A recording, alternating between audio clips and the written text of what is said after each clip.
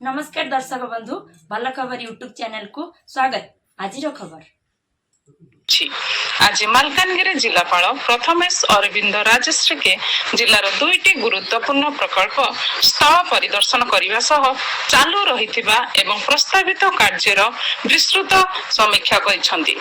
एही ग्रस्त समय आईटीडीए प्रकल्प प्रशासक हलधर सबर मध्य जिलापाल सह उपस्थित रही प्रकल्पर विभिन्न दिग संपर्क में आलोचना करथिले। जिलार समृद्ध आदिवासी ऐतिह्य को बंचाई रखिबा सह जनजाति छात्र छात्री मध्य क्रीड़ा प्रतिभार विकास एही पदक्षेप निया जायछि। जिलापाल और आईटीडीए प्रकल्प प्रशासक सर्वप्रथम स्थानीय आदिवासी पड़िया परिदर्शन करथिले। सेठारे खूब शीघ्र आरंभ हेबाकु थिबा जनजाति संग्रहालय कार्य अग्रगति नहीं से संपृक्त विभागीय अधिकारी मानक सह आलोचना करथिले।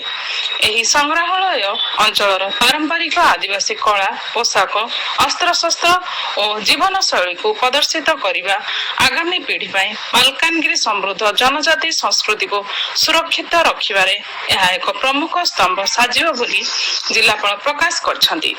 एहा परे जिलापाल और आईटीडी प्रकल्प प्रशासक मालकानगिरी स्थित एकलव्य मॉडल आवासिक विद्यालय परिसर गस्त करथिले। सेठारे निर्माणाधीन अत्याधुनिक स्पोर्ट्स कॉम्प्लेक्स निर्माण कार्य से प्रत्यक्ष तदारख करिसेंती।